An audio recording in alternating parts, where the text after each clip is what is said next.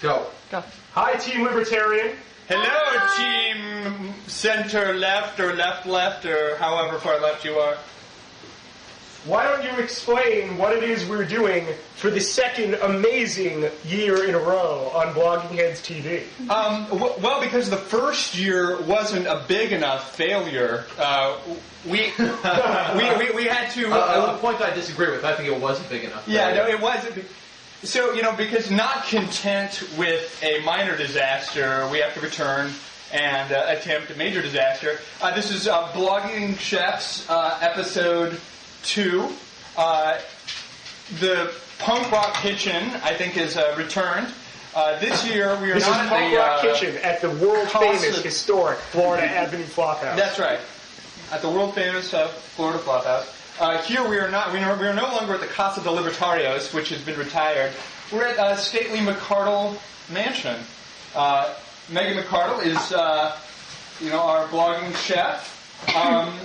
And Spencer Ackerman is fighting for his honor. Last year he was humiliated utterly and demanded a rematch. I have to admit that's true.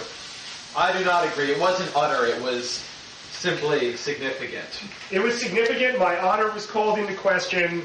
I lost on points to Megan's incredible cooking when our secret Iron Chef-style ingredient was some delicious cheese and not, in fact, the flambéed heart of Glenn Reynolds. So now we're doing this again as a bit of an annual tradition here on Blogging Heads / Blogging Chefs, and our secret ingredient is cherries. So we're preparing 3 dishes in 90 minutes that we are going to serve to a panel of impartial judges who will then decide not only how our food tastes, but what the ideological significance of that is in a contest between liberals and libertarians. So as you understand from that, none of the food over at the Libertarian house has been seen by regulators. None of the milk is pasteurized. None of the fish has passed any sort of inspection. It's much riskier, but potentially more delicious. Over here, everything is safe, but presumably quite bland. That's right. That's right. We've used all black market suppliers. We're trusting the reputation, the people's market reputations to ensure the safety of our food. It is delicious. I've only thrown up twice since we've started. That's incredibly flattering, Will. Thank you. No, I'm joking. I've only thrown up once. But it's the cherry challenge. Cherry challenge. Do we want to reveal our dishes? Our dishes have remained so far a secret from the opposing teams. But now that we're already well underway, do you want to reveal what you're cooking so that our viewers can with a culinary bent, can really appreciate action without a program. That's right. So, or menu, as it may be. How about I'll go first, Megan, and then you reveal your dishes? Sure. I am. We're going to be starting off with a sour cherry compote with shallot over a brie in puff pastry shells. For the middle, I've actually invested in humanely raised duck because cherry is a difficult thing to pair with non. I hope that cough didn't mean you're also doing duck, Spencer. Sorry, Megan, I could barely hear you. Is it my turn to present? So I'm doing No, she wants to know if you're cruel to animals. If I'm cruel to animals, I am indeed very cruel to animals. So I'm doing a duck and then a little spinach, wild rice, and dried sour cherry side, and then we're finishing up with an old-fashioned cherry cobbler. Wow, that sounds delicious. So what do you guys got on tap? We're starting out, we figured that we're not just anti-war at the historic Florida Avenue Flophouse, we're also antioxidant. And in solidarity with the people of Iran, everything we're presenting is Iranian, Persian-inspired and influenced. So we're going to start off with a traditional Iranian sour cherry soup. We're going to move on to a concoction of lamb that's bathed in red wine and cherries. And from there, we're going to serve that with a saffron and cherry rice pilaf. And for dessert, some homemade cherry, chocolate, and walnut truffles. That sounds delicious, but not as delicious as Megan's dishes. But I look forward to It's trying funny, I had the both. exact opposite impression, Will. Interesting. I think we're going to have to let Right? the judges decide. We just may have to do that. So as we're cooking, I'm looking at our rice pilaf right now. It's a hell of a rice pilaf. yeah, is it speaking to you? It's speaking to me, and it's speaking to me partially because I spoke too. I have pitted more cherries today than I ever imagined to do in all of my years on this earth. Now, do your cherries speak in Farsi? They are, and they're telling me something about nuclear secrets. Wait, what's that? What's that? Don't trust the National Intelligence Estimate? The State Department is full of... what? Appeasers? It's full of appeasers! Nice. That's what my dish is telling me, Will. That is significant. I hope that the CIA is going to review our competition here. Speaking of, I just want the camera and everyone out there at Record. Let me get this Bloggingchefs closer to the camera here. to get out there how much of this delicious and illicitly gotten saffron I am about to add to my dish. Thank you. I didn't quite catch that. You're adding saffron to your dish. What is there something special about your saffron? It is gotten illicitly. How is it gotten illicitly? And what do you think would happen about chocolate on these onion pieces? I think it'll be very delicious. It was gotten illicitly by a friend of mine in the unfogged.com community whose boyfriend is a saffron importer, not entirely legally, after the latest round of sanctions that President Bush has placed on Iran. So this saffron is implicitly an anti-war statement. Nice. I'm impressed. Now, Megan, tell us about your humanely raised, was it pork? No, duck. Duck? Yes, it's free-range Whoa, duck. Megan is preparing meat? What? Yeah, Yeah. I'm preparing meat. Megan, you gave me such schvilkus over the idea that you weren't going to be preparing any meat dish. It's foul. And that's why we had to pick the ingredients that we did. Well, no. What in the world is happening? I do need to explain to the viewers that we were supposed to originally have cranberries. And yesterday at 2 o'clock I went to Eastern Market and was told that the guy who swore up and down that he would have cranberries didn't have any. So we had to switch ingredients, and we ultimately ended up with cherry, but after fruitlessly cruising the internet for hours and hours and hours, I realized that there is just, in fact, nothing that goes with cherries very well in the way of cheese.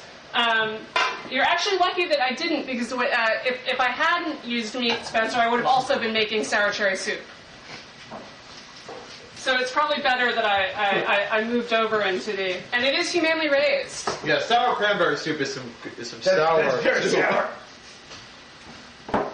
So, let's start off by talking about what we're going to talk about first, veganism.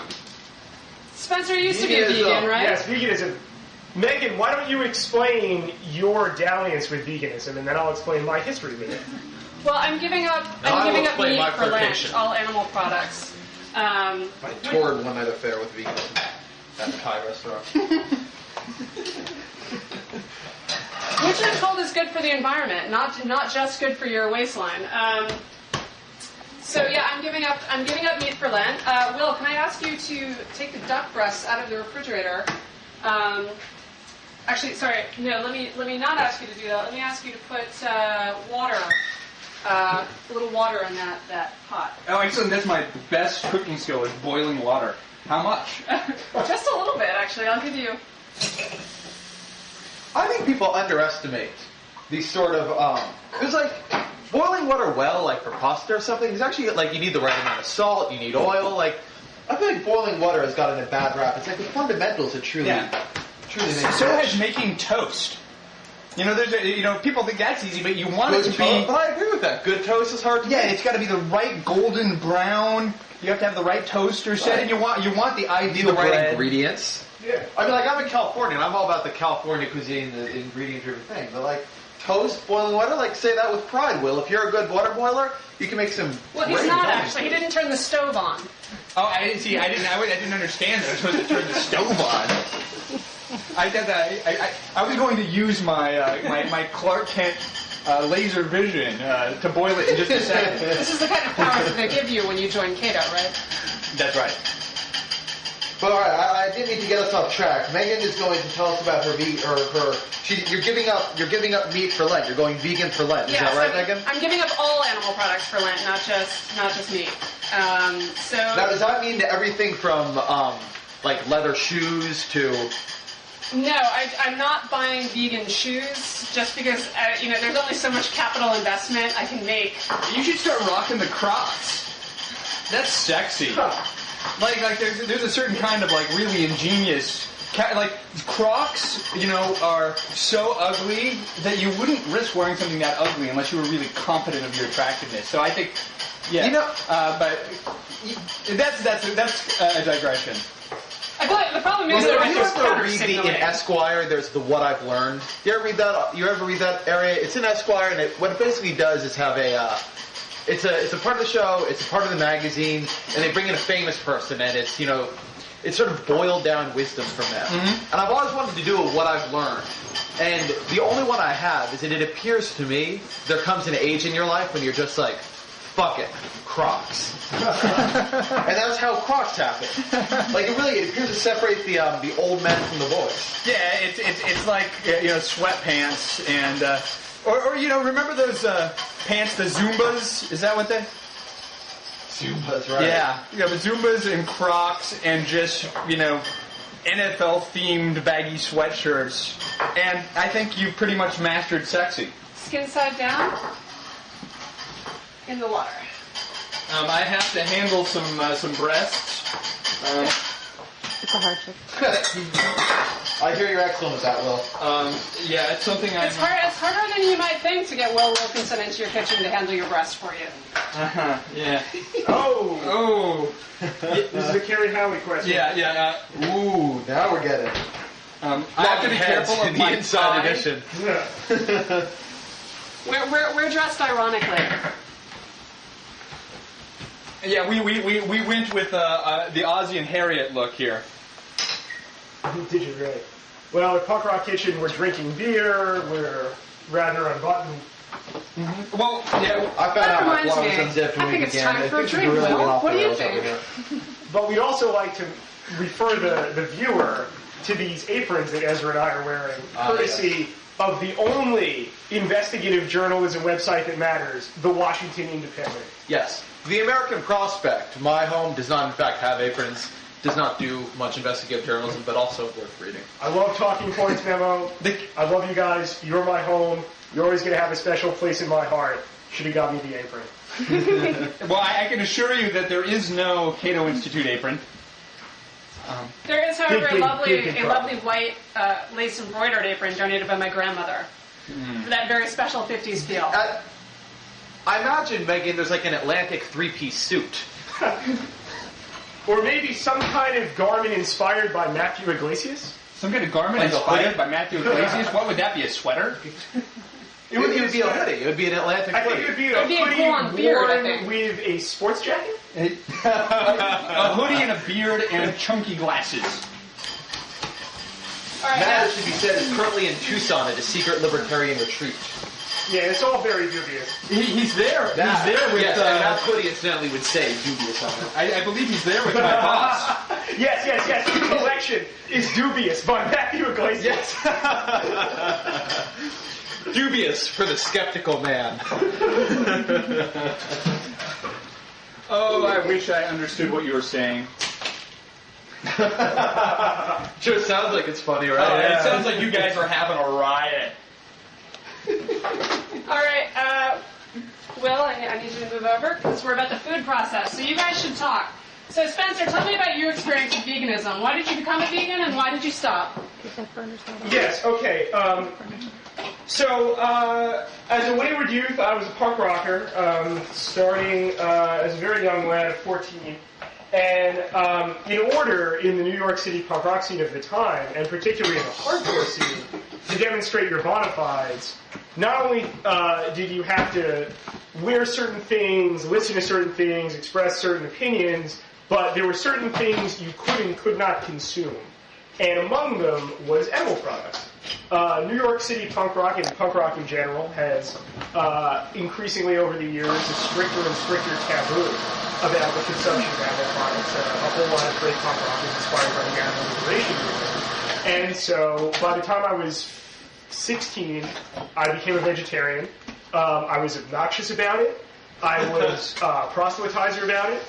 And I was preparing myself over the course of time to become a vegan, because that was sort of the sine qua non of the animal liberation movement. You would demonstrate how pure you were by your ability to refrain from any and all animal products.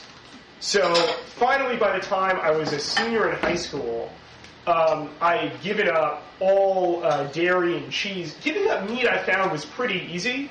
But, New York City, there's pizza, it's delicious, cheese, it's great, cereal, even, when you're a teenager and you don't know how to cook much. Actually, Spencer, most Knish are vegan.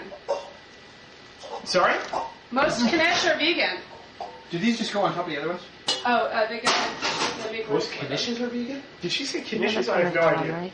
I'm Most sorry, Megan, Knishes what are was the vegan. food product you said was Knishes? Yeah, unless they have cheese in them, they're actually Yeah, vegan. it's true. No, yeah, knishes are vegan. You could do that. There's all sorts of things that you could use. I mean, so much of veganism is predicated on the idea that what you don't know is won't hurt you. It's acceptable. So like, there were all these rumors that Hydrox were vegan, and as long as people didn't look too carefully on the back of the package, it would be okay to eat them. And so I would do things in high school, like I would bring my vegan, fake meat, I wanted to say TPM, obviously it's not that, it's TVP sandwiches and lunches to school, and they would be in a little brown paper bag to give my middle finger to the rest of my classmates, and they would say things like, "You're not punk rock if you're not vegan." It's just sort of a subtle message. No one really cared. I was very self-important. So the moral of the story is that when you were a teenager, you were a slavish conformist. And an asshole. I would say if there's a corollary... Well, some things you've grown out of, some things you haven't. I was an asshole. And it just sort of got worse and worse. And then I went to college, and unlike a lot of vegans in the punk scene, I was not a fan of refraining from alcohol or, forgive me, mom, drugs. So I enjoyed that, but that caused a bit of tension there.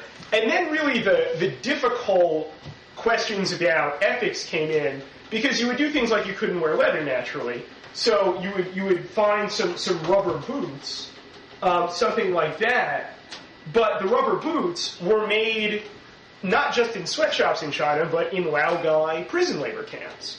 So is it acceptable to not consume animal products, but consign millions of Chinese to slavery, essentially, to produce your footwear? And it just became untenable to me.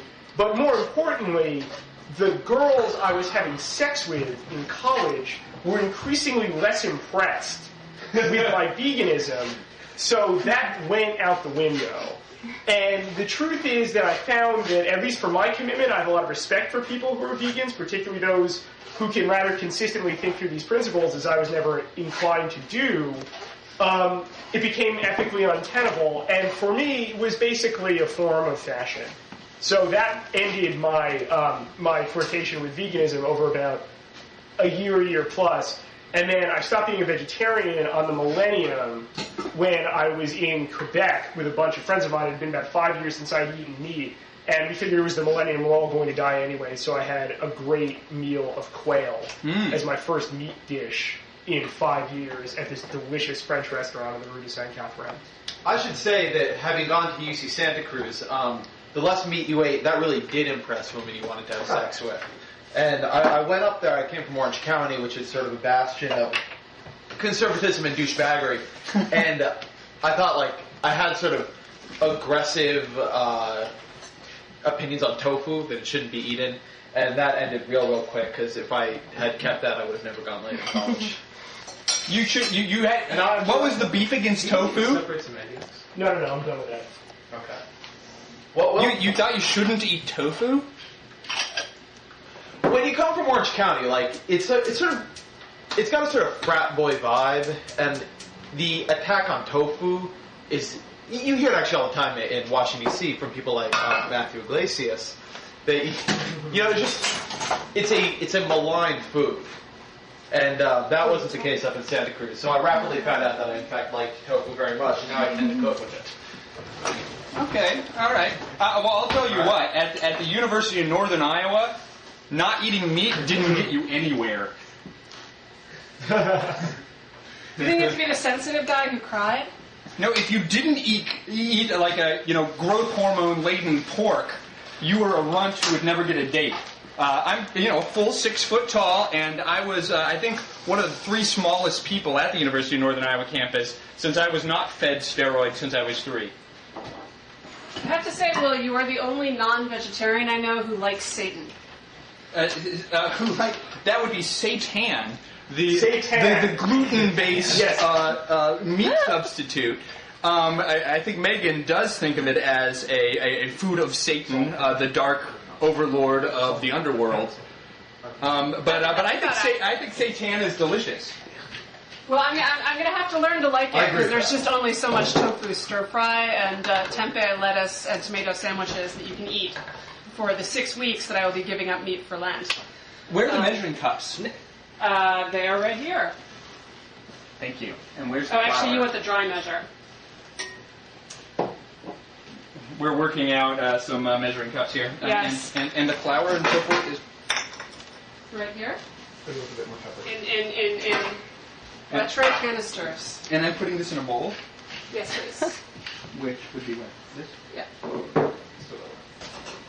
Yeah, so we have to do a little bit of cooking there too. It's not all just yak. I mean, there's hard work. Actually, first you need to sift the flour into that bowl, Will. Yeah. And then, all right, so we're up to.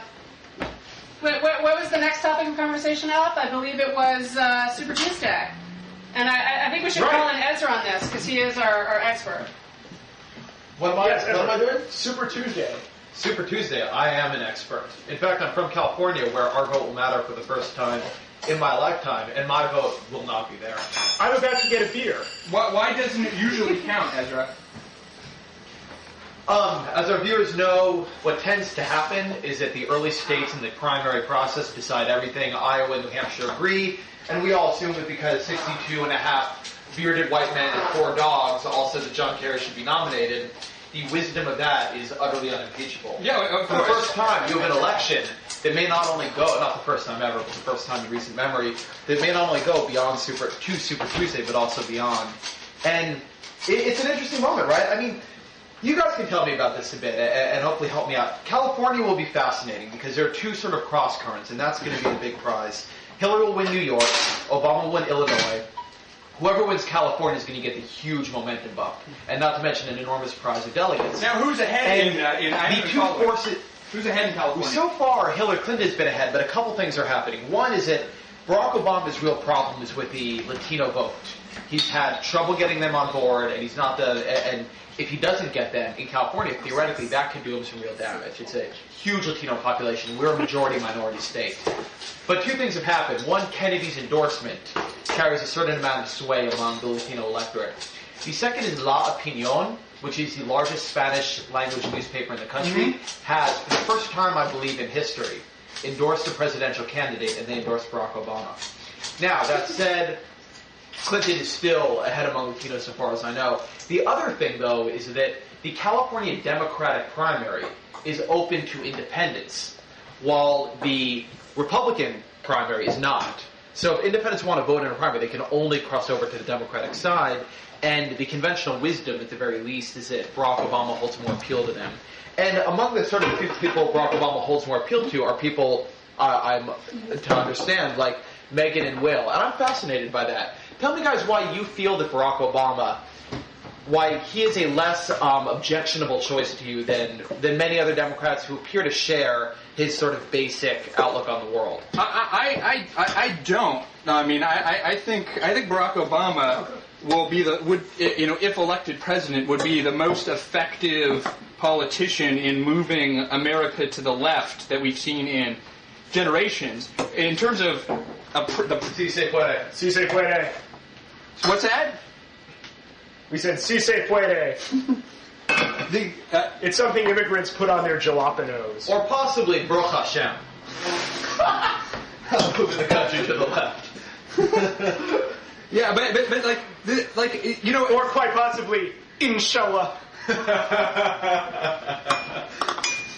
But so I mean, I think there's a real libertarian case to be made for Hillary Clinton, which is simply that she is so loathed that she will, obviously like generate a huge amount of Republican opposition that will likely be quite effective, and she'll be completely stymied in her efforts to do the things that I think are largely pernicious. Whereas Obama, he's going to get a huge honeymoon in a way that Hillary wouldn't. He's going to be, and he's got a less confrontational style as well. So his sense of realism, like he takes, like Hillary in '93 when she tried to push through the healthcare reform, had this sort of like combative attitude that created this backlash, and she's been chastened by that, but I think her personality is still quite confrontational and combative.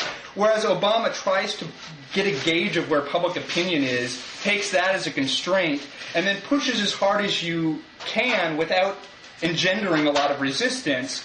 But I think the net effect of that is that he'll actually be able to get further to the left than Hillary ever would.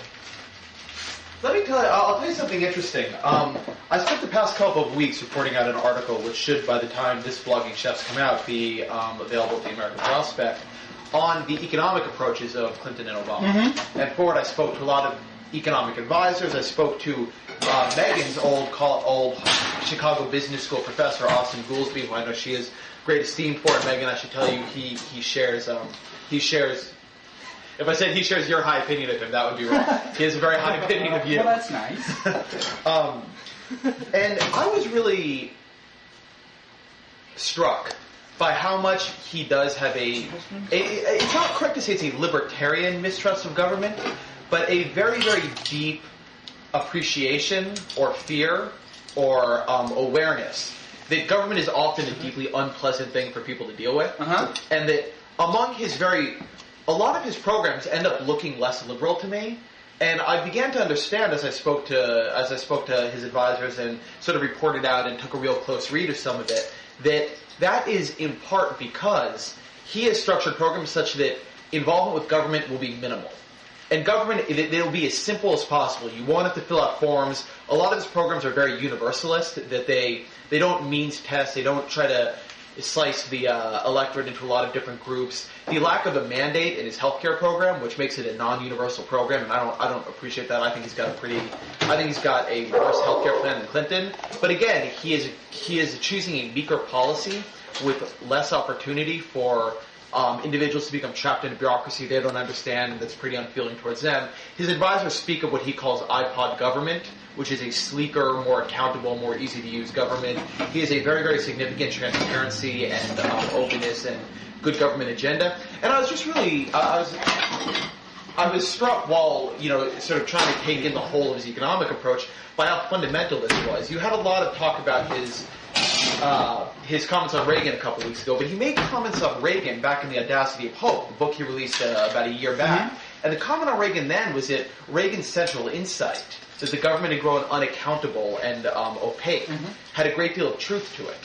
And he wrote that then and appears to take it forward with him now. And there is a sense, I do not believe his policies to be libertarian, but much more so than I think many liberals, he does have a skepticism of government action that libertarians would at least find more compelling than the Ezra Klein adoration of a large fascist state. I mean, I think you're illustrating sort of our different views of things. So I don't really think that he's got more libertarian instincts than say Hillary Clinton. I think he's got better. I would like would like to disagree with you there, Will. Go for it. Because I think that he's. I've split the Libertarian coalition. Yes, wherever you have two libertarians, you have three opinions. I think that he's got a very libertarian attitude towards what he wants to get done. So if he's troubled by inequality, he wants to fix that. But the Hillary Clinton, I just get the feeling that Hillary Clinton is deeply troubled by the notion that somewhere in the universe there is someone who doesn't have Hillary Clinton to run their life. And I think that's sort of I actually think, Megan, that's crazy. I don't understand where people get this. And that's like Jonah Goldberry. Like, no, I don't think that's right at all. Well, in fact, I would say, I take it a step further and say that Hillary Clinton, not more libertarian, but is much more discreet in her policy objectives. Tends to try and solve a certain problem with a certain solution, while Obama, I think, has a much more overarching view of the role of the state and the need to shift the country to the left. So I don't understand where Hillary Clinton gets such a bad rap. I think Obama's more libertarian, you have that right, but I got to defend my girlfriend. I think Obama's instinct is to look for simple rules-based tweaks that are as simple as possible and don't require you to erect a gigantic new bureaucracy to handle them. And I think that's a big difference. Like, Hillary wants to get in and manage markets because she's afraid that markets go wrong if they don't have someone watching them all the time. Barack looks at things and says, well, this outcome is bad and we shouldn't have that. And what's the very simplest way that I could fix that without getting too deep into changing the way the market operates? So to that extent, I think he has a sort of libertarian, classical liberal respect for processes that he may not understand that well. That said, I mean, obviously his goals are very left. Megan, can I just interrupt you for 1 second? I think we have 20 more minutes to cook, right? Or What? how much longer do we have to cook, Megan? How are we on time? I don't know. How are we on time? Let's see. We should, I think, 30 minutes. maybe broach one more topic, and then finish our meals, and then come back for the judging. How does that sound? But Ezra's is that full. No, I agree with you, Will, on how many more topics, but how much more time do we have to cook? Oh, how much time do we have to cook? 30 minutes. 30 minutes. By the way, as an administrative note, 30 minutes. I want to say that the fine pictures you're seeing, and compared to last year's Blogging Heads, which was nausea-inducing, it looked like the Blair Witch Blogging Heads project. Marissa Long and Lindsay Gibson are virtuously and professionally and kindly taking all this and doing the work to bring you this sort of banal commentary and unclear cooking action. Without so them, thank you to them. We'd be nowhere. Bravo, Lindsay Gibson. Bravo. Thank you. Mm-hmm. And the other camera person. Who's the other camera person? Marissa Long. Bravo, Marissa. The beautiful and talented. Okay. So, how much time do we have left, John? 30 minutes. 30 minutes. 30 minutes? That can't be right. We started at 4:10. How long was the cooking supposed to be? An hour and a half? Yeah. An hour and a half. Okay, so we started at what was it? 4:10. An hour and a half. 4:10 then would be 5:10 plus 30, 5:40. What time is it now? It's 5:26. Okay, so we have about 15 minutes. What's that? So we have about 15 minutes. All right, I want to put some naan together. All right, so let's talk through one more topic, and then we can finish up the cooking off screen, and then come back with our special guest judges. Our judges edition. So I kind of wanted to say something about Obama's foreign policy. Okay. If that works for you guys. Why not? I mean, like, while you're cooking, what you want to hear about is Barack Obama's foreign policy. I think so. I think there's an appetite. It's a rare moment when I don't want to hear about Barack Obama's foreign policy. We saw at the debate in Hollywood on was it Thursday? Yeah, it was Thursday.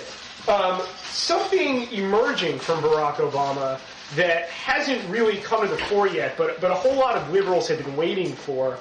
It was Obama making a full-spectrum critique of the Iraq War, pivoting from not just saying that his judgment was superior to Hillary Clinton's, but placing the Iraq War in this tradition of years and years of what he would not say, but I will describe it as an imperial mindset that needs to be broken, as Iraq has demonstrated the final folly and absurdity of it.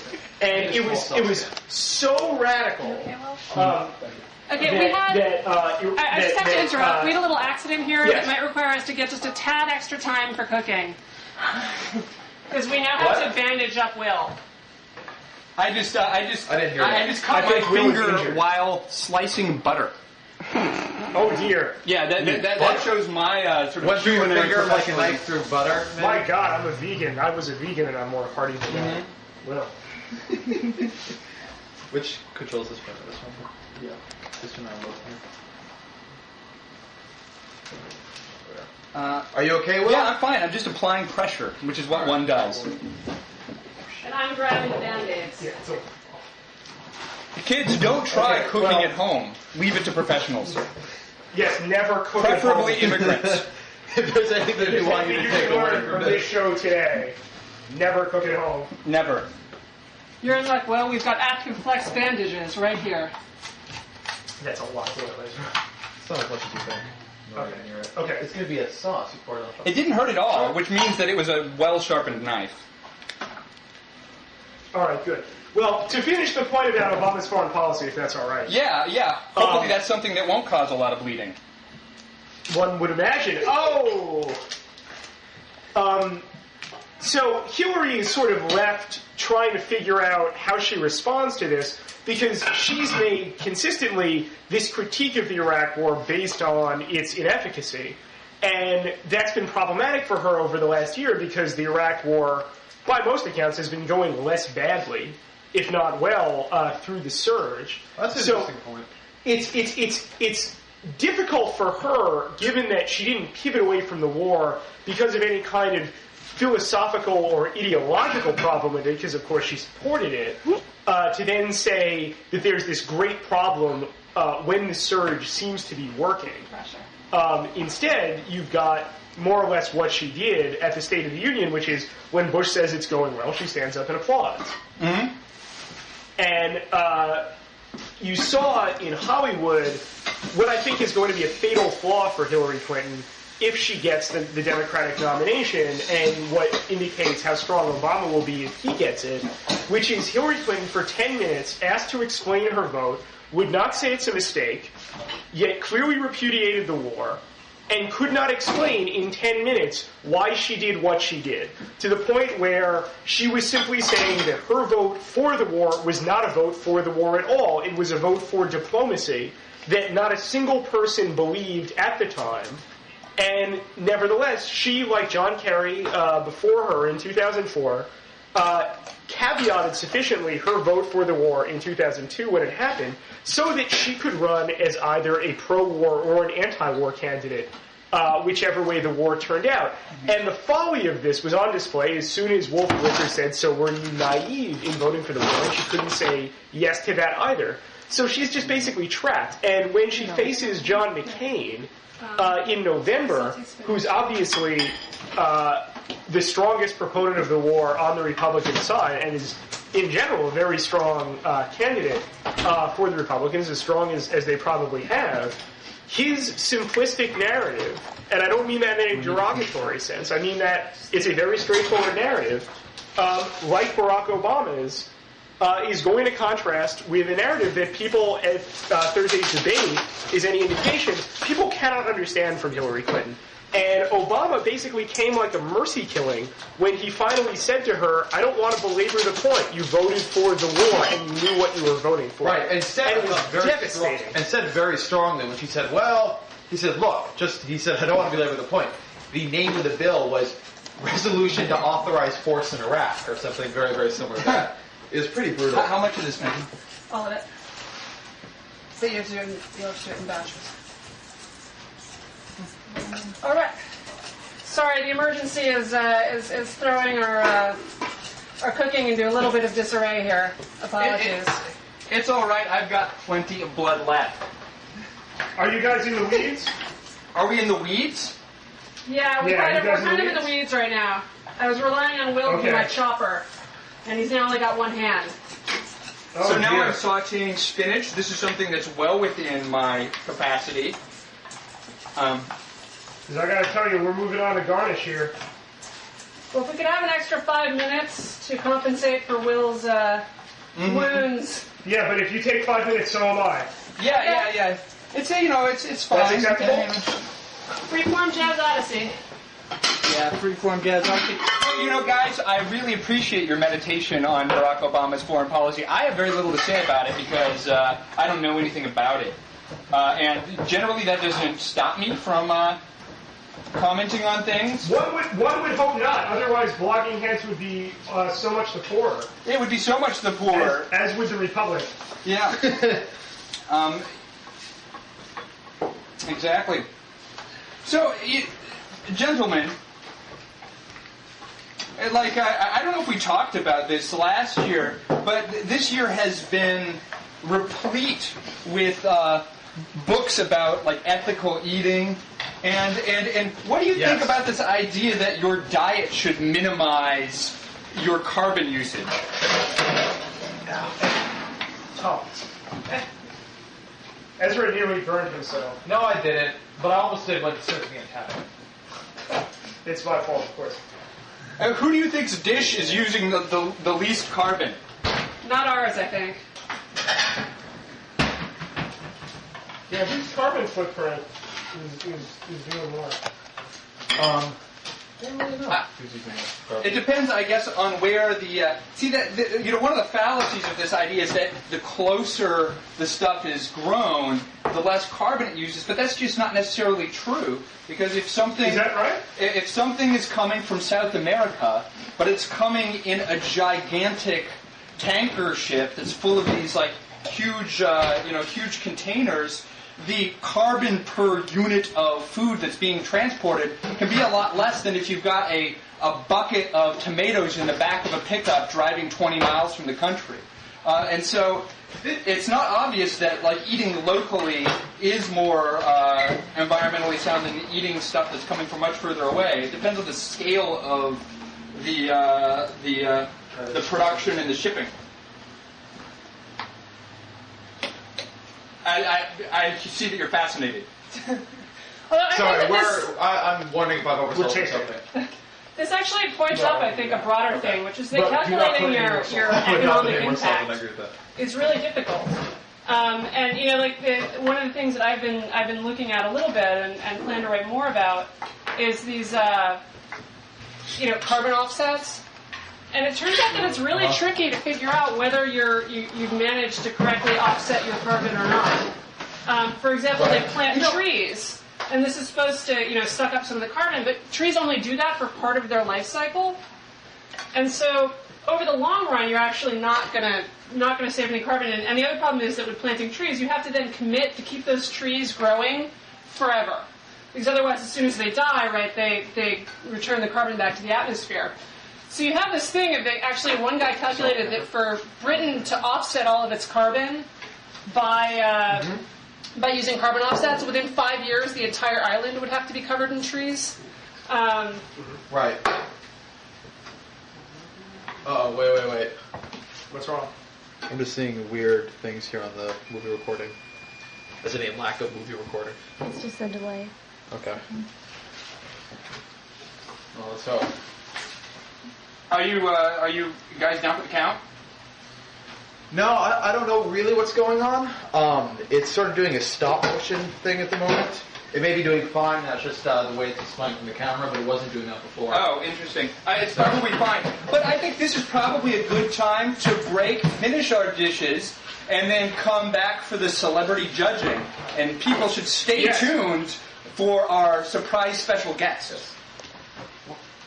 Indeed. Yes, but don't hang up when we stop recording, because I have a question for you guys that the Blogging Heads community doesn't need to know. Okay. But now, truly wishes they would. All right, bye, guys. Okay. See you in a little bit. See you soon. Go. Welcome to the judges portion of Blogging Chefs 2, The Revenge, or The Re-Up, depending on what you'd like to say. We're here with our esteemed judges. If you wouldn't mind going around the table and introducing yourselves. Starting with Catherine Andrews. Sure, I'll start. My name's Catherine Andrews. I'm from Washingtonian. I'm Amanda Matos. I'm from DCS. I'm Kristen Capps. I'm from the Washington City paper. I'm Tyler Cowen. I write Tyler Cowen's ethnicdiningguide.com. I'm Natasha Cowen and I work for the government. And I'm Antoine Randall. And today we're presenting you for the first course on Bloggingchefs 2, the re-up. Our whole menu this evening is inspired by Iran, and we're calling it Persian subversion. And this first dish, our appetizer, is a traditional Iranian sour cherry soup that's topped with some mint. Please enjoy. Nice job, Ezra. Try to not spill it out here. A naan with a garlic and onion olive oil cream crushed mint. Should put that with the soup. And I'm going to figure out a way to get out of the shot. Yes. Yeah, just pass the naan around. It's like that. So what are some of the flavors you're tasting? Cherry. Thanks. Is it savory or sweet? Savory.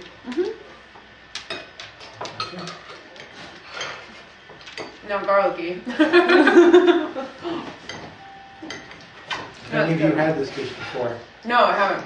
Have you? I've had something like it before. I We think were it was actually- colder and a bit less minty and a bit less garlicky, but broadly similar. I think it was at a Persian restaurant in Westwood, Los Angeles. It's not sweet at all. Which I kind of like.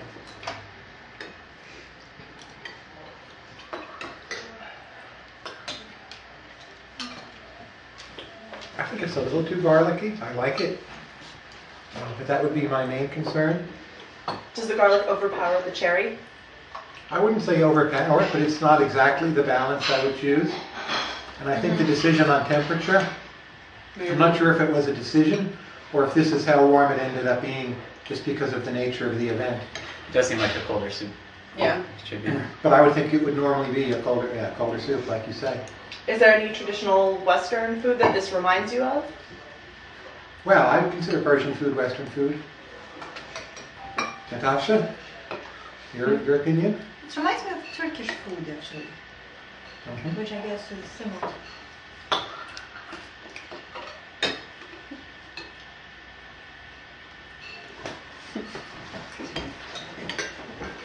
Now, does this actually go on Bloggingchefs? No, I think it's edited first. Okay. It'll be edited. So we don't have to worry about sounding intelligent or anything. Our entire chewing noise section. Yeah.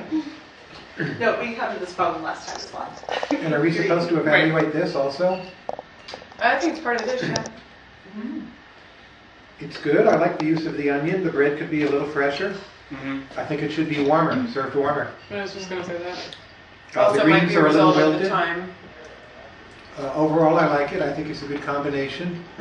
I think the order in which they should be eaten or together should be made clearer, perhaps. But don't let me do all the talking. I'm just a poor old blogger. So are we all. Yeah. If you had some authority here to speak on food, I just am here because I live in the house and got lucky enough to become a judge. I like these, but I like them separately. This seems more like an appetizer or something Yeah, I while you're agree. waiting for your soup. I agree. It's not really a contrasting taste with the soup. I don't feel that they go together. Right. No, I don't think it really do. No, I enjoyed the soup a lot more by itself before I started eating the bread. But I like the mint and the cherry together quite a bit. So no, the bread is good. It's just not one dish. Does anyone want water? I'll have some water. If it's sparkling, but if it's not, don't worry. I don't believe it is sparkling. Don't worry. Thank you.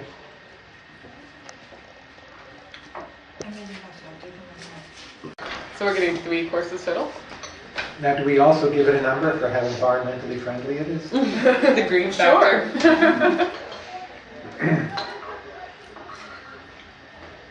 Does anyone know where are the cherries from?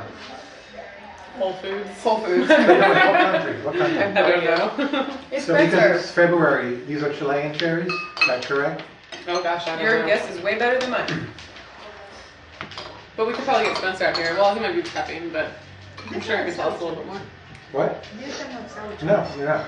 But they're, I think I think they're a little bit Chilean of this- cherries. Yeah. Because I have been on a quest to find sour cherries. Fresh. It's not an easy thing. Didn't know that. More in the summertime, right? You're gonna get them here after July-ish.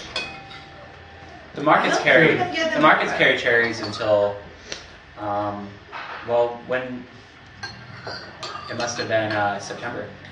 Yeah. Early September, yeah. Sour cherries? Mhm. Real sour cherries? Mhm. I always get them up in New Jersey where my family has the beach house, and they always have the fresh sour cherries there. What town is this? Stone Harbor, New Jersey. do you know Stone Harbor? She's from New Jersey. I'm from New Jersey. Oh, really? I think I was there as a kid. I wouldn't say I know it in the modern Now, are sense. we grading each dish, or are we grading Spencer's the meal cumulatively? I think we'll Probably I don't know, overall. cumulatively at the end, but I'm taking notes and then I'll Wait, average so I them. don't forget. Okay. Next course. Sure. Are folks ready for the next course? Sure. If the chef recommends it, I think that it's really the chef who judges the proper timing, not the guests. I mean, we'll voice our opinion afterward. I'll take more, please. I should eat more of this. I wouldn't worry about eating too much of it because I'll have to eat a second meal. Yeah. It's tasty though. Thank you.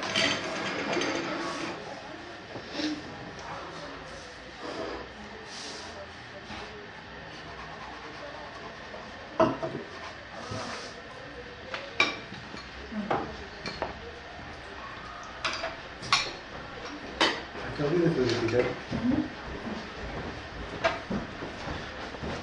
For our second course, we have a cherry and saffron rice pilaf and lamb braised in cherries and red wine. Please enjoy. So it's a constraint that every course have cherries. Yep, it's like that, chef. Yeah.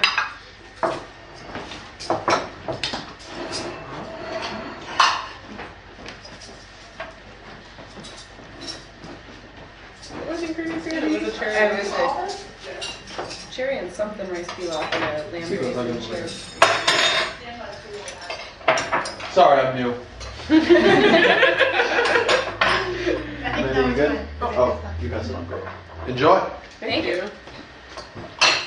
The lamb is what we were smelling. We were all smelling it afternoon. cooking all afternoon. It was Mm. driving us nuts. It's a very good cut of lamb with real flavor. I think, believe it or not, it's too spicy, though I love spicy food. I think it's cooked quite well. It has a nice smell, it looks nice. But there's too much sharpness to the hot relative to what the dish is supposed to be. Yeah, because lamb has such a distinct flavor of its own if you overspice it too much. Other opinions? I don't feel that it's too spicy. I can't really taste it, the lamb distinctly. Which is the only reason I'd say it's a little overspiced, but it is very good. Was the meat tender? No, I think it's cooked. It's cooked Cooked very just well. right. Yeah. Do you know the ingredients, Lindsay, off the top of your head? I missed what Spencer Pardon? said. I missed what Spencer said exactly was the pilaf part. I'll ask him later. The rice is great. What's the The rice is stock with the wonderful. rice? The rice is amazing. The rice is very good. It's cooked perfectly. I don't know what's in here, but well, cherries, but Yeah, it's quite good. What's the stock with the rice and what's in the rice?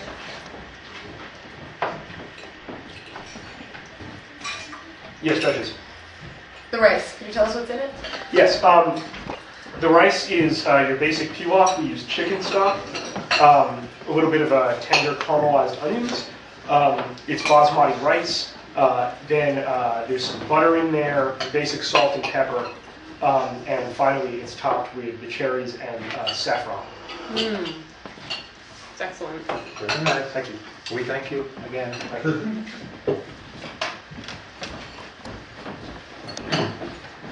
The saffron. Given the challenge, I'm surprised he didn't decide to approach the lamb with something like a more evident glaze. The glaze. That's what I thought was Incorporated the happening, cherries yeah. more directly than he has. But given the self-imposed Iranian theme, But I like the absence of a glaze. I think it makes it more interesting. I can't really. I mean, for me, I don't know if I'm not tasting too much of the spice in the lamb or the cherry sort of.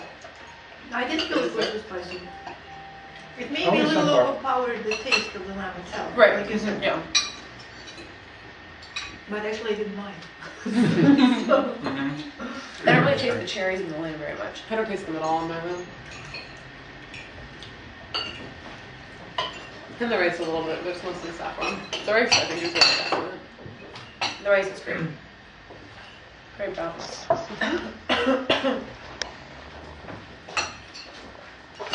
Goes well with the wine. What doesn't? Tyler, did you see last year's Blogging Heads? No, The cook-off? I had no idea it was on a blogging head. When someone mentioned it, I thought someone was joking at first. But obviously not. Oh no, they Cheese take was it the very seriously. They were Cheese telling was me the I secret ingredient. What was last year's, Lindsay? Do you remember? Cheese. I mean, but Oh. what they cooked? Megan made a beautiful macaroni and cheese. She had I've a heard a lot of salad, good which things she made a about Parmesan cheese bowl for it. Wow. Wow. She had a beautiful cheesecake for dessert. There was also like the salad had almonds, toasted cherries, and I think it was a really strong cheese that was in it. Spencer made a type of like bruschetta to start with. Then he made a chicken with prosciutto and I think it might have been mozzarella that was in it. It was just really good. And I forget what his dessert was. As I understand, it was a pretty close call last year. I believe that 4 out of the 5 judges chose Megan Oh, they went last for year. McArdle. I think there was fairly even scoring, but So I see why now that it's Spencer's all about the rematch revenge. it's here. all about vengeance, which I believe is a perfectly fine motivating factor. in Totally most for things. cooking. Is there a way I could get just tap water? Is there any? Absolutely. Thanks. Mine is very good. So far of everything, I'd say the rice has been the best. The rice is definitely my And favorite. the taste of the lamb. No, yeah. And ultimately the integration of cherries in this, because it's quite easy for a dish to have too many cherries. Absolutely. And the soup I liked, there was no way in which it could have been better along the cherry dimension. But just to have cherry after cherry, It's a to lot. me, doesn't seem like the right way to use cherries. I agree. And this is a nicer offset It's of the like more cherries subtle. against the meatiness of the lamb. And with the timing of all of this, getting the rice right is pretty Yeah, difficult. it's very hard to do. And the stock was great. That stock was amazing. I'm just not sure I can. can detect enough of the cherry in the lamb itself. Yeah, I mean, I had me a very bit in the rice, but I think the rice exceeded not because of the cherries, but because of other factors.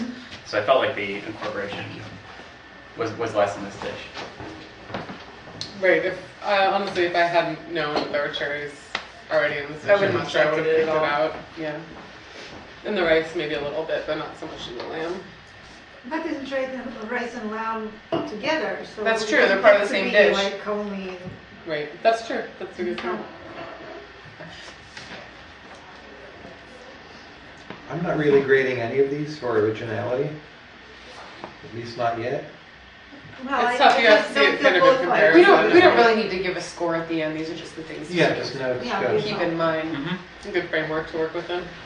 originality, you just need to know what else is in it. Oh, I think we all pretty much devoured that one. So For our final course this evening, we have some chocolate cherry walnut truffles. They're garnished with a mint leaf and some lemon zest. And I'll be serving these. I think we should have some fun with this. Eat these with your hands. I brought out some paper towels. And we're just going to have a tableside service. A little bit of petty. Please enjoy. thank you. Thank you.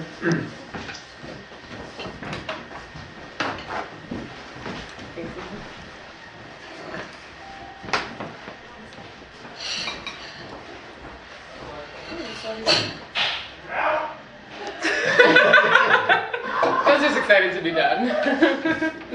That He's raises running on my adrenaline mark for right now. presentation. So we just go to town on these truffles. Yeah. Please start that. All right, I will start over here. A little cream. Kind of excited.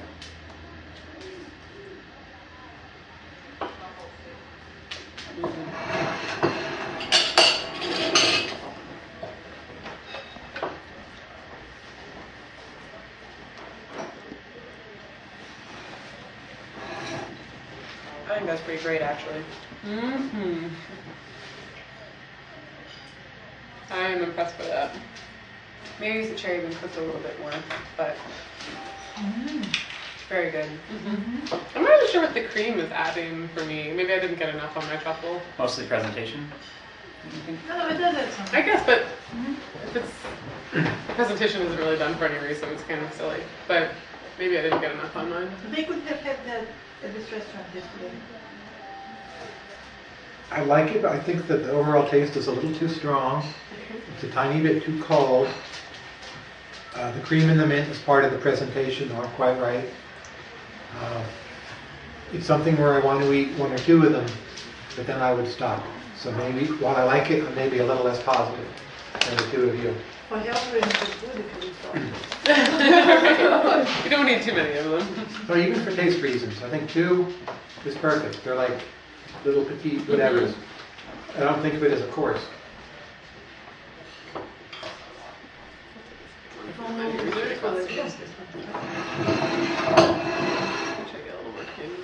Is it because of the nature of the truffle? I mean, it's not too often you get a plate of truffles as a dessert.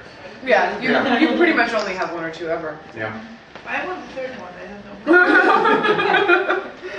know. Here, have a shot. And I like Like again, the originality, I mean, I don't know. I like the lemon zest and It's the original. yeah. Yeah. I'll trust you on this. I'm impressed. Spencer always talks about how he can't make. I mean, he's not interested in desserts. He's not, yeah. Generally, but he did a really good job with this one, I think. Has he been practicing? He must have been in the basement secretly practicing his truffle presentation and creation. I'm prepared to eat another one.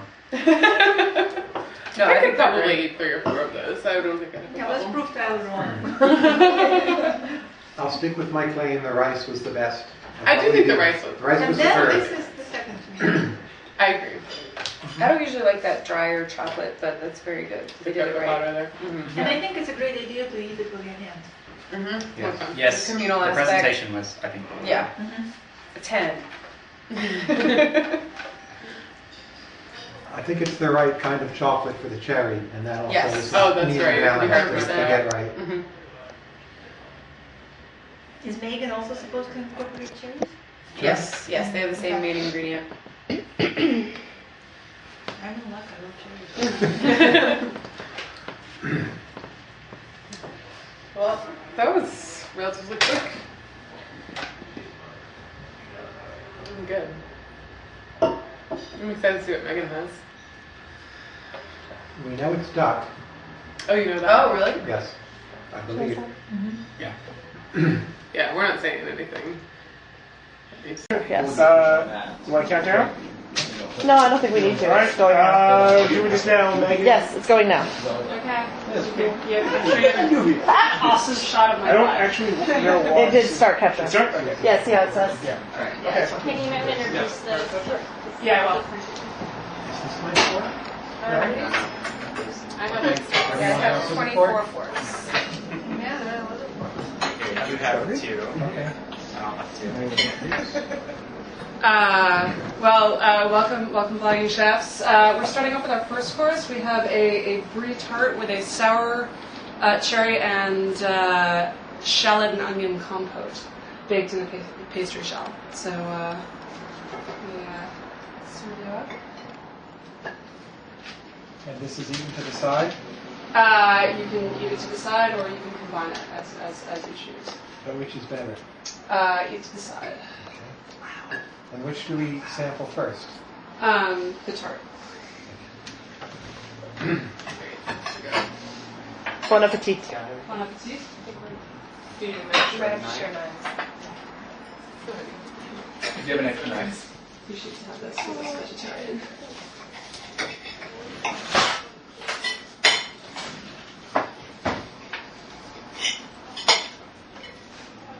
So did you have a special theme in preparing these dishes, as your opponent did? Panic. Outright panic. And I think I captured that in the meal. Certainly the presentation, if nothing else. Think positive.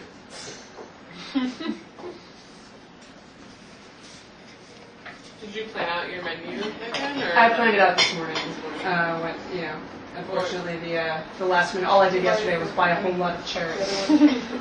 Now I'm curious to see where all the cherries came from. I'm assuming Whole Foods for everybody, basically. No, I used the difference between me and Spencer is that I used frozen. These are actually dried, but I used frozen and dried. I did not use fresh cherries at all. So, which is actually supposed to be for cooking, unless you are very, very close to the tree.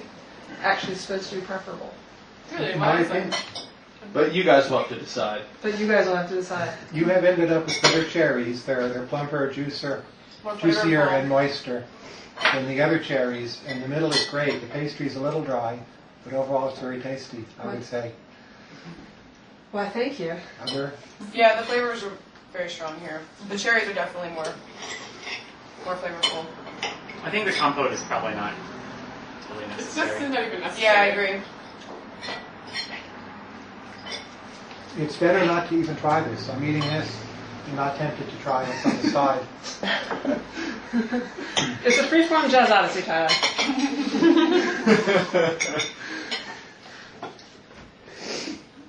Well, I like the side actually.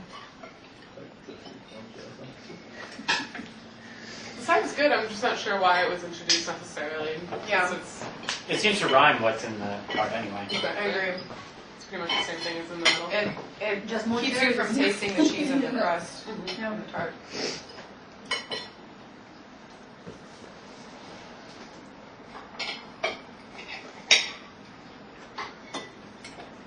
But the tart is excellent. The mix of flavors It's always good. in the middle works perfectly. Perfect, yeah. I was surprised to start with a tart though. It is always surprising when you start with the tart.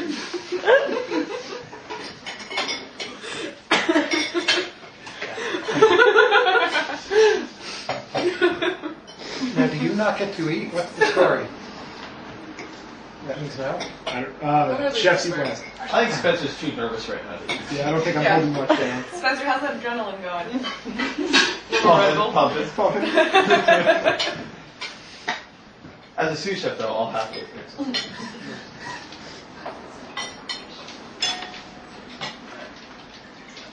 Can I just see some table water, if you have it? Absolutely. Thank you.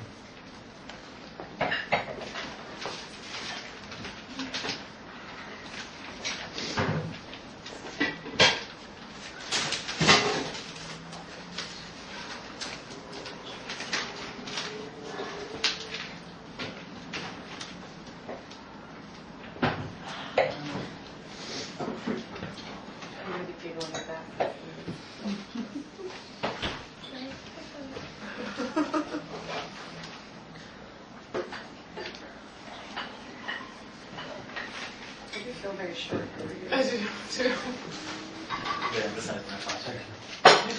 I'm taller than you. I know, it's weird. I'm not accustomed to this angle. Megan does that to enhance her own height. I do it at my house too.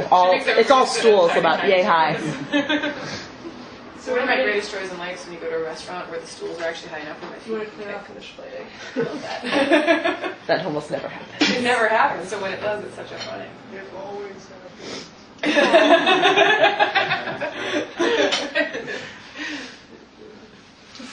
Does someone like to clear the plates? Can I get a volunteer? Incredibly complicated operation here. If you talk about it. So we keep these. I'll get the You can play me here. I'll play you. 24-9.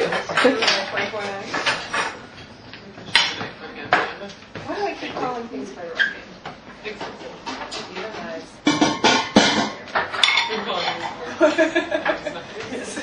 You're eminently qualified for this. I've been eating for But your years. utensil. With my hands. Doesn't the arrow impossibility theorem apply here? One can only hope. Onion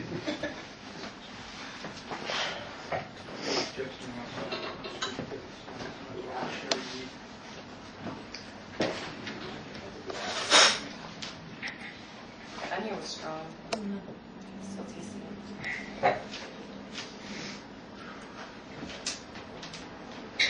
Oh yeah, that's a beautiful shot of food. So this is not quite up to Lescoffier standards of plating, but it is Fiesta-ware, so. Is it non-toxic? It is, as far as I know, thoroughly non-toxic, possibly even organic. Does the Great Vegan Experiment start Wednesday? The Great Vegan Experiment starts Wednesday. For how long? 6 weeks. No Lent?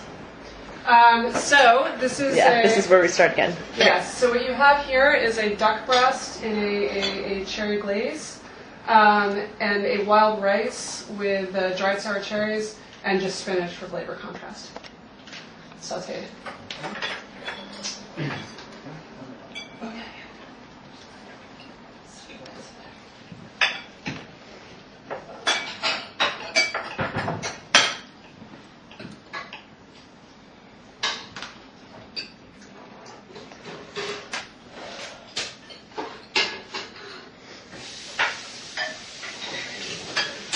So is there a way to head compare the rices? Oh, we had to say which one was the more awesome rice. You could. I think I prefer the other rice. Spencer's rice is pretty kick-ass. It had a little bit more flavor to it. The texture was a little better. The duck is The really duck well done, is pretty great.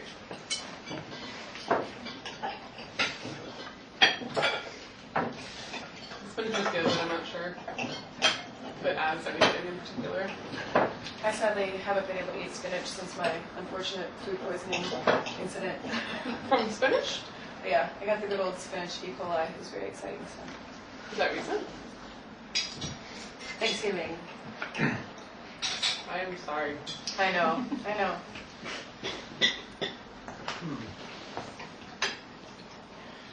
The glaze, I think, is great. The duck's a little too tough. Mm-hmm. The rice is a little too salty. The spinach I really like, actually. I think it rounds the plate out very well.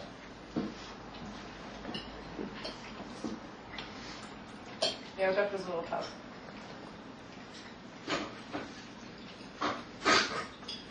Did you prepare the spinach in the duck fat? No, I did not. But the rice is glazed with a slight amount of duck fat.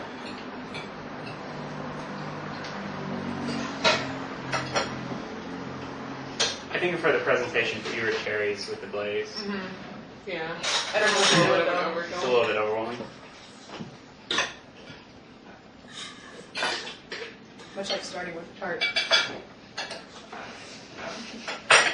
Well, that's a surprise. Similar emotions, Krista.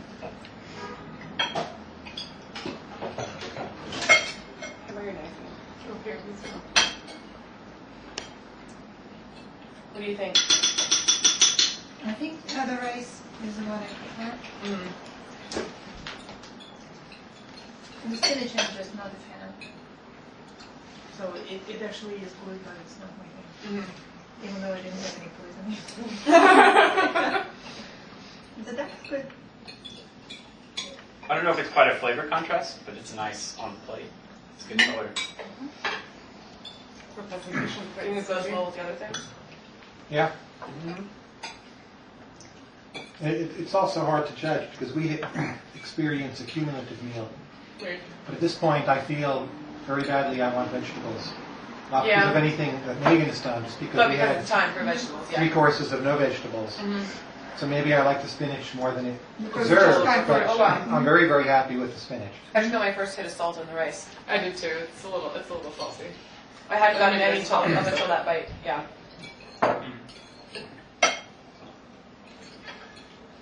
But the cherries, I think I prefer those. These. The cherries in the rice. You have a Yeah. much higher quality of cherry, Mhm. and your glaze is perfect, I think. Yeah. Yeah, the glaze is really nice. Yeah. I think that's so interesting. I had no idea that frozen cherries would Much better. Yeah. But these ones definitely have a lot more flavor. You blogged on this. Yes. Yeah. Always use frozen fruit unless you're right Well, next to yeah. the tree. Yeah. They And have a lot often more- vegetables, canned, can be better. Depending on what you're making, broccoli Yeah. never survives. Texture's But better. Texture's much better, yeah. Why is this true though? That if it's fresh?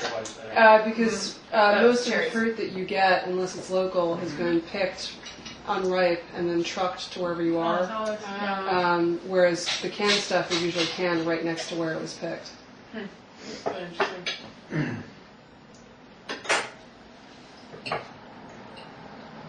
one of the greatest dinners we had was in Lancaster, Pennsylvania, where they pick it and cook it immediately. It's all Amish, stuff in the Amish. Do you know where Ian McWalter's from? Oh, I didn't know that. It's where our daughter goes to college. Oh, really? We end up there more than we ought to anyway. Say it again? Where's that at? Penn? Franklin Marshall. We end up there more than we ought to. We've been there twice. That's it. We end up there more than we ought to. But I've been there 4 other times in my earlier life. I heard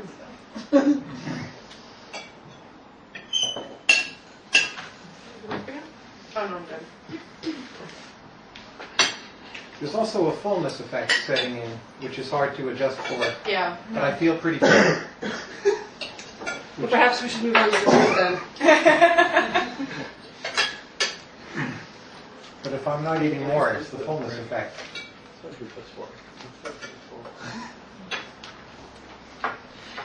This is where Robin Hanson and Overcome Bias would come in, right? That's right.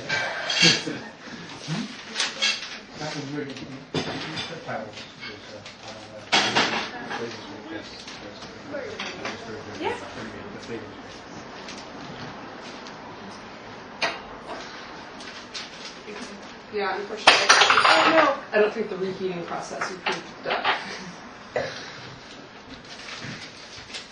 Making a dessert?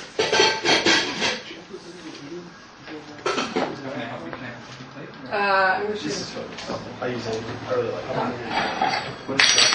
Campers machine. It just comes with that. Wow.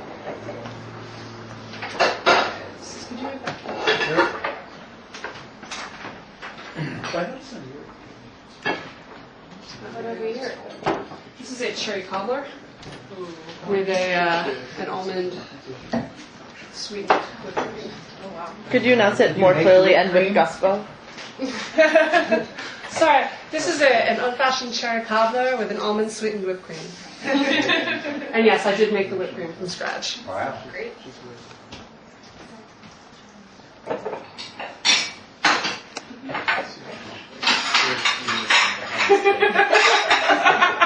That was the other part. Dessert. Yeah, that was the other.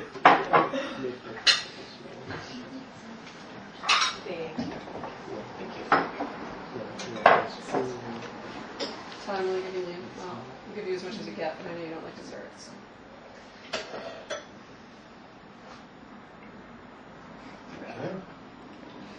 What do you use for the almond flavor and whipped cream? Almond flavor.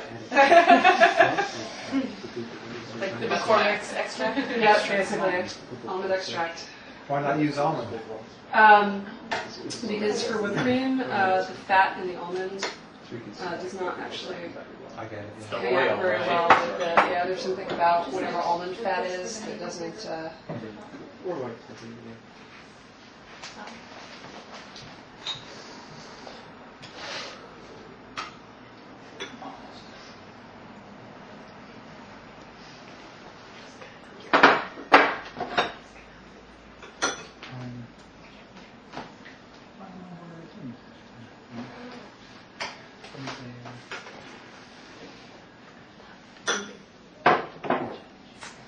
I'm getting glamorous for presentation this time, but, I like the table side service. yes, service all around. Well, I could do that thing with the two spoons, and I'm afraid I never learned. Thank you. Bon appetit.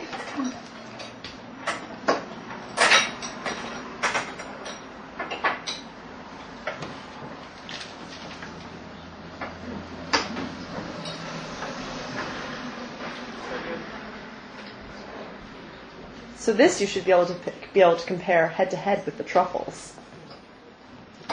I think the crust is a little too doughy for a cobbler, but the whipped cream is delicious and the cherries are perfect. Exactly. Yeah, the cherries are outstanding. Yeah. The crust seems kind of steak. Cherries are perfect, whipped cream is perfect, crust's a little thick. It may not matter that much, but the taste overall is very good. I think of cobbler as very like buttery, crispy. I think there are familial differences in the recipes. My family always uses a shortcake recipe. Yeah. And so it's almost like a deconstructed Pie. Kind cherry of shortcake. Yeah.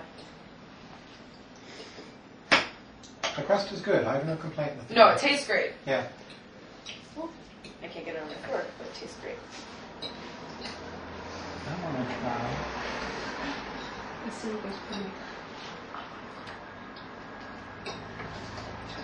I cut my finger making that crust. Yes, the blood of Will Wilkinson is Did you running. think you'd be getting so many cherries tonight? No, I didn't. I hear all the time from Natasha that she wants more cherries. Well, But perfect. sour cherries, though. Cherries nonetheless. Yeah, that's right. So what do you think head-to-head dessert-wise? Oh, it's so tough. They're so completely different. Don't we have to save head to head toward the end when Sure, we make grand yeah. speeches? That's true. You're going to get up and orate, Tyler. Well, we said in order. Isn't that the point of the camera?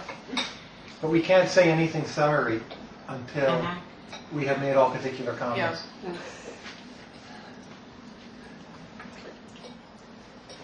I do like the almond and the whipped cream a lot. That adds a lot. It really does.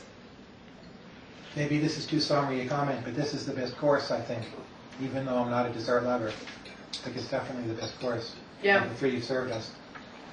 I think if the tart hadn't had the side. Right. The tart was very good. I would go with the first course. Though surprising. Sorry? I would go with the first course. Tell us why. I love the tart. Mm-hmm.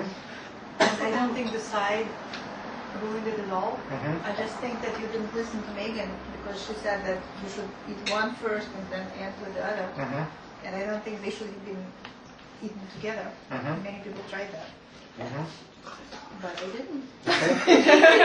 You ate it the proper way. Yeah, so I liked it. That you have better cherries gives you the greatest benefit in this dish, I think, also. Mm-hmm. Yeah, it's from. It's pretty simple. It's not a fancy dessert. Cobbler should never be made with fresh fruit anyway. Always can. Well, these were frozen, so Either way. I find this a sad state of affairs, though. What? I do too. But frozen or canned, Oh, sure. under some circumstances, is better, or all circumstances is better than fresh unless you keep them up. Just having. I know that we were saying that the truffles, I feel like I would have had 4 or 5 of those truffles if I didn't feel like it was going to be rude. And I would definitely have a second helping of that. It's excellent.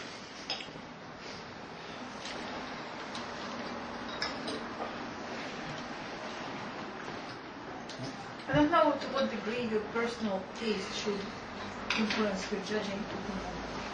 I think it's as much as, I think that's a lot of it, for sure. I mean, I'm not going on anything besides my personal opinions. Because I love chocolate, so, you know. I think it's a balance of how much you like it and how well it's done. Kind of. Yeah. But I'm not going on anything else in personal opinions based on because I have no formal training on what's tasty or not. Sure. It's all very good. Tasty training? Like if you know how things should be done. Right, and I don't. So. Well, like our host mentioned, regional difference account for a lot, and especially in a thing like cobbler. Because this seems to me like a take on cobbler rather than cobbler, just because of the way that the cobbler I had growing up. Well, I didn't have any growing up, so.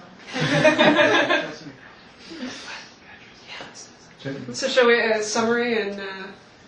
Sure. Should we? Well, should we get? Yeah, you guys. So go ahead and score.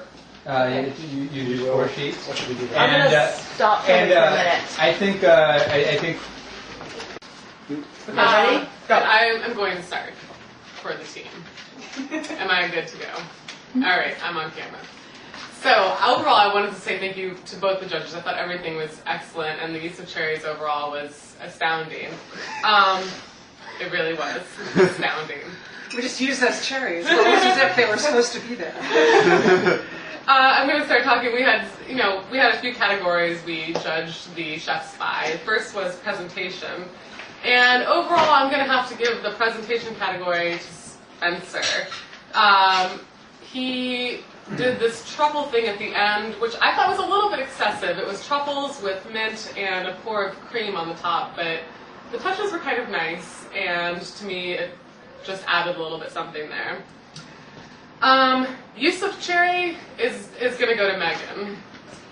They both had great uses of cherries, but for me, it's just going to be about the actual cherry itself, and it was clear that the frozen cherries that she used, which is totally counterintuitive to me, as opposed to fresh cherries, but the frozen cherries tasted better, had a better texture, and were plumper. Originality is going to go for me to Spencer. The soup I thought was the taste was good, but overall the originality of the cherry soup I thought was a great thing. The main course wasn't super original, but it was still tasty, and the cherry truffles were excellent. And taste, this is the hardest category, so I'm saving it for last. Everything from all of them was excellent.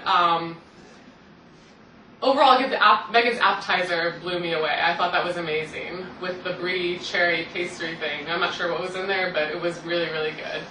The main course tilts just slightly towards Spencer for me. The rice was excellent, and his lamb was cooked perfectly. Although I did enjoy the sauce on Megan's a little bit more, but I found the duck to be a little bit tough.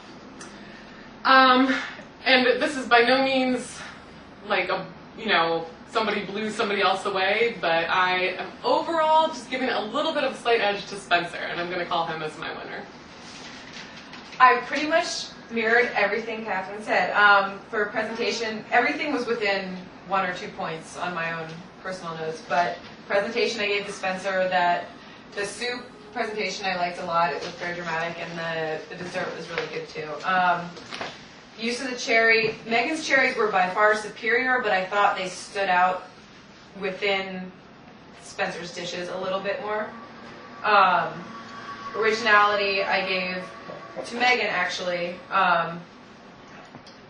basically because I like the duck dish quite a bit, and the tart at the beginning was very good. But taste, Spencer edged out basically because of the rice was incredible, and we had a head-to-head rice dish, and the lamb was cooked really well, and those cherry truffles at the end were excellent. So your final? Oh, my final winner is Spencer.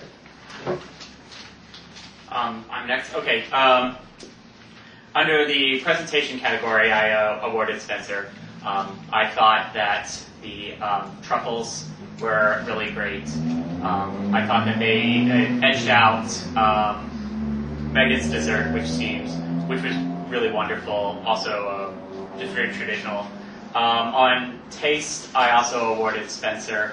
I thought that cherries were, should be considered rightly as a restriction in this exercise, but when it comes to dinner, the main course really counts. And in that regard, Megan lost my points because I thought the duck was too tough, and Spencer's lamb was cooked very correctly. For incorporation of ingredient, I also awarded Megan because I thought that the cherries were simply better. I would not have expected that those were canned cherries if you told me. And on originality, I awarded Spencer simply by virtue of the fact that he made a cherry soup. I've never even heard of that. And I would order it again. So for the overall dish, I think I enjoyed Megan's tart the best. That was simply wonderful. But for the meal, I'll vote for Spencer. Natasha? Well, I think that the two chefs had two different styles. I think Spencer's was more like a homemade meal, and Megan's was more like a restaurant meal, and both can be really great. I thought for ingredients, it's really the big discovery today that preserved cherries have better taste. So I give the incorporation of ingredients to Megan. The taste, I really loved Spencer's rice and the lamb. So for the main course, I would definitely give it to Spencer. Presentation was good for both. And originality, I can't really judge because you really need to know, how other people do the same dishes, and I can't judge that. But since in general, I tend to go more for home-cooked meals than for restaurant meals, I think overall I would give it to Spencer. Thank you. I thought we had two truly excellent meals. Both impressed me and exceeded my expectations, and I offer supreme thanks to both cooks.